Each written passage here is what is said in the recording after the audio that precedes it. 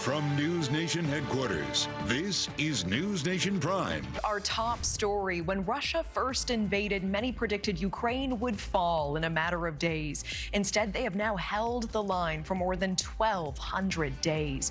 Vladimir Putin only intensifying his strikes since President Trump took office again. We are showing you damage from a recent strike in southeast Ukraine coming into our newsroom. We know a dozen civilians hurt there. And tonight, the countdown is on for a major summit that could end this war. For more, we're welcoming in our panel tonight. We have Republican strategist Matt Klink and Scott Bolden, News Nation political contributor and former chair of the D.C. Democratic Party. Gentlemen, it's always good to see you both. Let's talk about this summit. Matt, I want to start with you. Do you think Zelensky is right? Is Putin trying to deceive Trump here?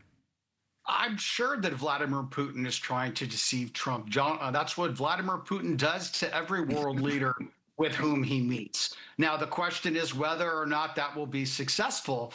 I can tell you this, though, that Donald Trump has been pretty consistent in saying that this war needs to end, and it needs to end quickly. And let me give you an example why. The average age of the fighting person in the Ukraine right now is 43 to 45 years old. They are running out of people.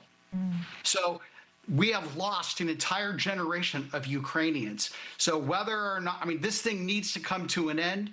Ultimately, if this goes on, Ukraine's going to lose a lot more than they've already lost. So this thing needs to end sooner rather than later. So, Scott, let's bring you in here. Ukraine's President Zelensky saying there can be no deal without Kyiv being representative. So first, do you think that Zelensky needs to be there?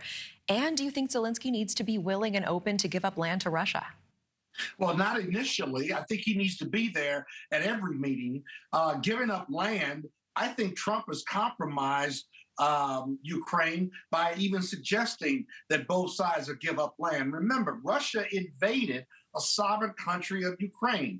Russia and Putin don't want peace. They want Ukraine. And they've been bombing them for the last 8 months while talking to Donald Trump and then bombing them. If you want to give up land for both sides as some type of peace settlement, well, that plays into Russia's hands, I think, because they keep bombing and taking more land, and then they get to the peace table and say, you want to exchange land? Yeah, let's exchange land, because they're continuing to take more land. So I think the problem with Donald Trump and the U.S.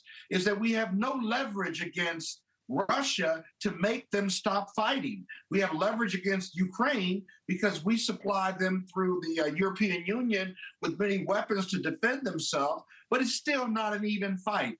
And so it'll be interesting. I hope Donald Trump, and I mean this, and me and my colleague can agree on this, I hope that Donald Trump is able to solve this riddle because of the lives that are being lost in the killing fields of Ukraine and even in Russia.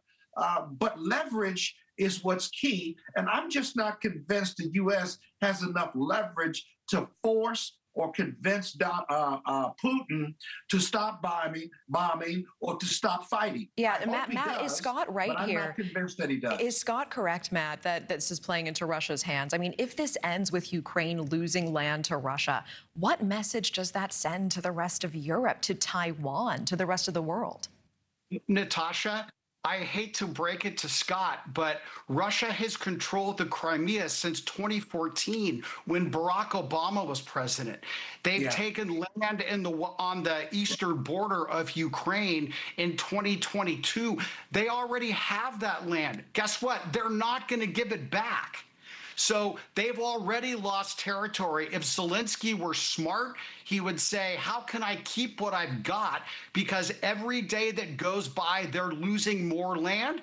And the U.S. is no longer going to stroke Ukraine a blank check anymore. So this has to come to an end. If Europe wants to step up, maybe they can. But again, they don't have the financial resources to do this. This needs to end, and Donald Trump will hopefully get it done, the start of which will be this Friday. It won't end it, because I do think that Scott, and I agree with him here, we need to get Putin and Zelensky in the same room to close this deal. All right, with the time we have. have. The problem with all of that is, though, in my opinion, and I don't necessarily disagree. Crimea is a separate issue, but okay, I agree with my colleague.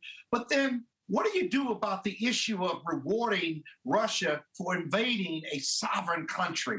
How can we as the US or even Europe or the European Union say, okay, we're going to cut up Ukraine, which is essentially rewarding Russia for being a bad actor and killing thousands, tens of thousands, hundreds of thousands of people based on sheer naked aggression? You can't be comfortable with that. Trump can't be comfortable with that. And so what do we have an alternative than giving up land to force Putin to stop pushing? Because right now, he doesn't want peace. He wants Ukraine. Matt, what is your response to that? Because as we look at that map, we see the crosshatch red area, some of the regions that you're talking about that go way back, previous administration stuff.